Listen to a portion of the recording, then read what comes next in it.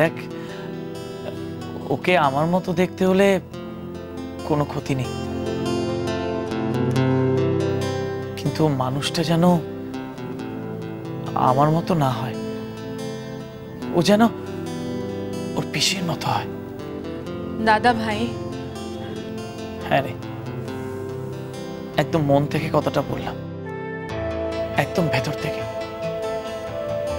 আমি কি, আমি একটা চূড়ান্ত স্বার্থপর মানুষ, সবসময় নিজের টুকু ছাড়া কিচ্ছু ভাবিনি। নিজের স্বপ্ন, নিজের ক্যারিয়ার, নিজের জীবন ছাড়া কিচ্ছু কখনো ভাবিনি। আর তুই প্রতিটা মুহূর্ত অন্যের জন্য ভেবে গেছিস, আমার জন্য, তোর বৌদির জন্য, নিশিদের জন্য, তোর শাশুড়ির জন্য, সবার জন্য, তাদের আনন্দ, তাদের সুখ শান্তি সবকিছুর জন্য ভেবে গেছিস। দাদা ভাই, সবটা একটু বেশি সেন্টিমেন্টাল হয়ে যাচ্ছে না? হলে হচ্ছে। তোর রাজিয়া হওয়ার পর প্রথম হসপিটালে আমি যখন ওকে দেখি, তখন আমার মনে হলো ও আমার সন্তান, ও এই করবে, ওই করবে, ওর সব স্বপ্ন আমি সত্যি করব, ও যা চাইবে আমি তাই দেব। একদিন বাবা মাও তো তোর দিকে তাকিয়ে এই কথাগুলো ভেবেছিল। তোর মনের মধ্যে তো একটা স্বপ্ন ছিল, কিন্তু বাবা মা চলে যেতেই শুধু তোর স্বপ্নটা সত্যি হয়নি তা নয়, তার সঙ্গে ছিল আমার স্বার্থপরতা, আমার স্বার্থপরতা।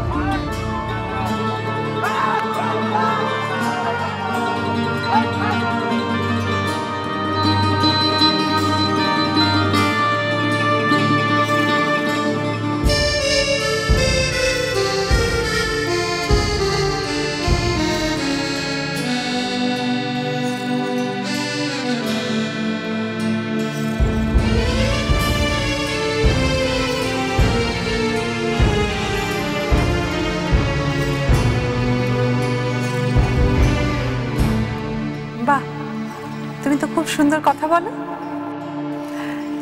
আসছি।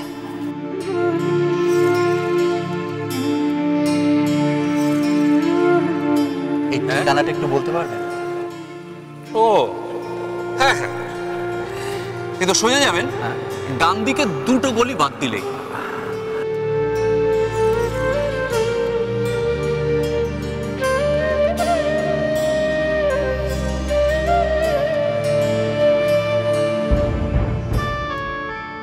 সরি, উনি আগেই মারা গেছেন।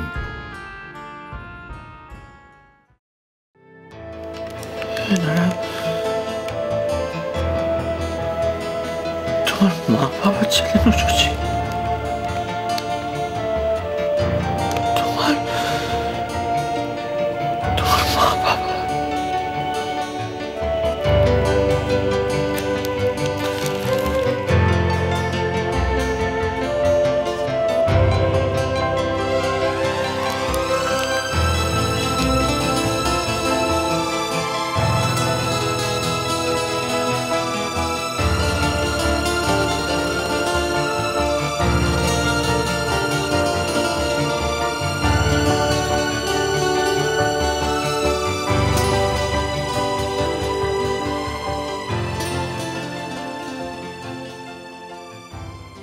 তোর স্বপ্ন, বাবার স্বপ্ন, সব কেমন যেন মিলেমিশে এক হয়ে গেছে।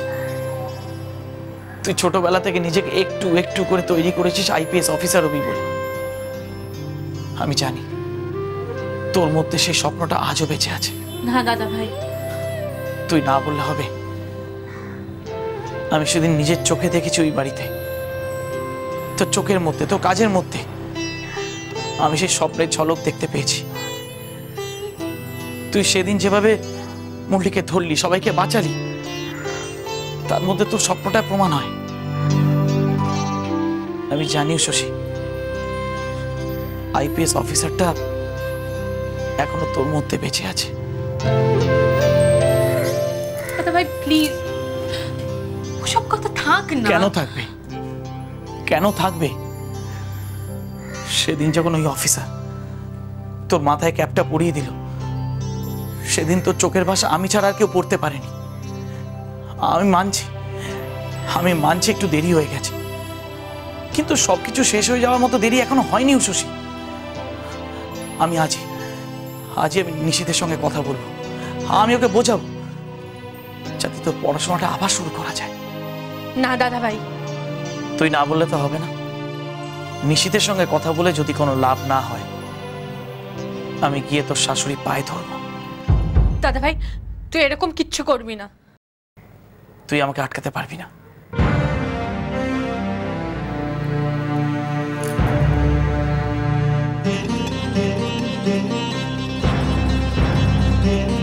তুই যদি কাউকে কিছু বলিস, তাহলে তুই কিন্তু আমাকে আর কখনো খুঁজে পাবি না।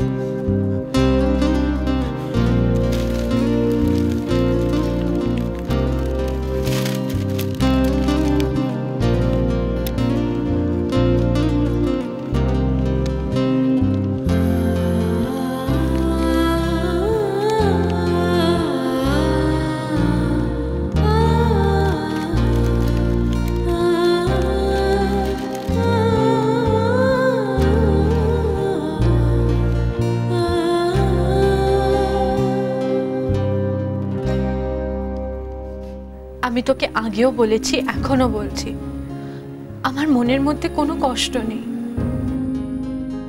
দাদা ভাই সবকিছু যে বদলে গেছে, আমূল বদলে গেছে। দাদা ভাই আমি জীবনটাকে এখন অন্য চোখে দেখি। তোর স্বপ্নের কোনো মূল্য তোর কাছে নেই?